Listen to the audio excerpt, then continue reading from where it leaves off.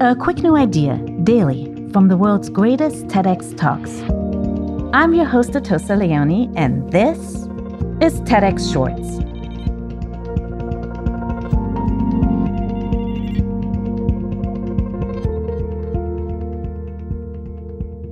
Class influences most aspects of our lives, from who we're friends with to where we eat. And it's especially present in our politics. Class is such a powerful influence that it creates what can sometimes feel like an irreparable divide. Joan C Williams wants to close this class culture gap, which she feels is unraveling the fabric of American politics.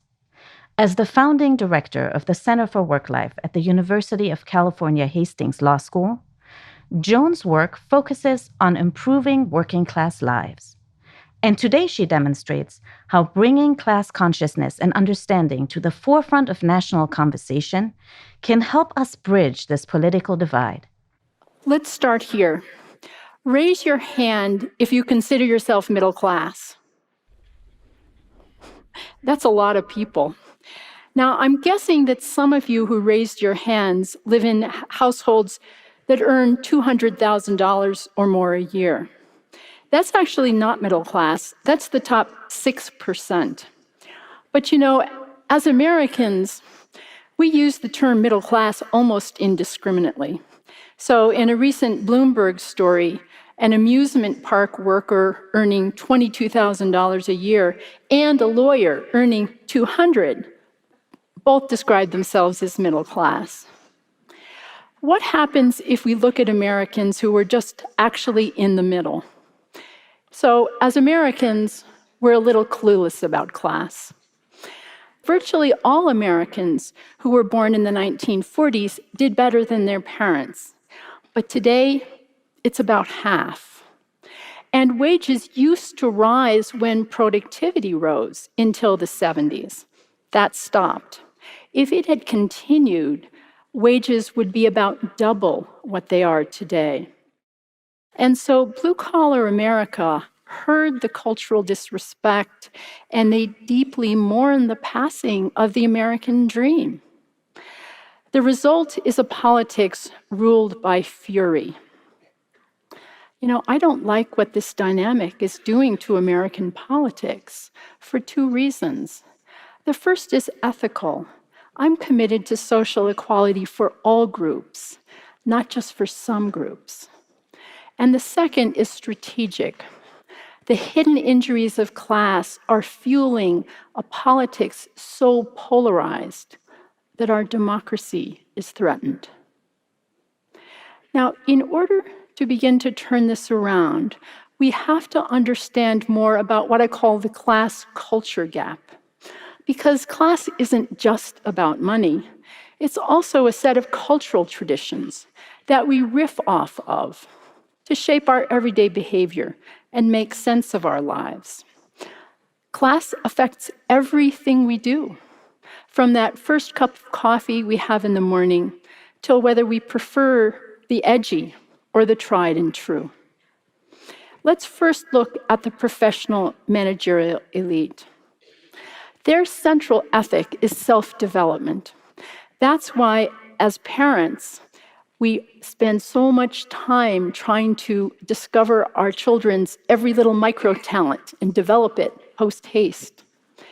These jobs require independent thinking. And so we focus on individual achievement and work devotion. And we display our originality. Everything is artisanal, from ice cream to spiritualities. And edgy, because being disruptive can yield a unicorn, a Silicon Valley company with $1 billion valuation. But in blue and pink collar jobs, being disruptive just gets you one thing, and that's fired. Whereas the PME kind of takes stability for granted. And so the focus is on self-discipline, the kind that gets you to work every day, on time, without an attitude, to an often not very fulfilling job.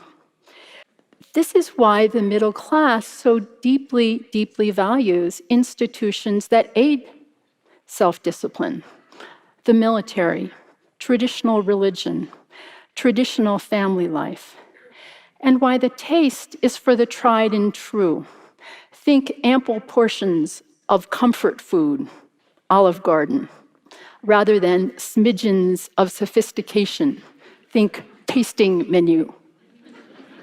How can we begin to compromise on these issues that go straight to the center of our identities? 3 steps can help. The first is we need to lower the level of ambient anger by lowering the level of open insult. Class slurs should be as stigmatized as racial slurs.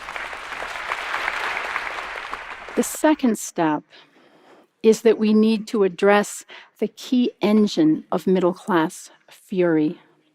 The PME needs to care about the economic prospects of the 2/3 of Americans who lack college degrees.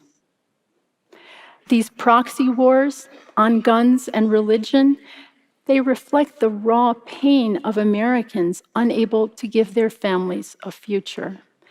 And the last is the most important.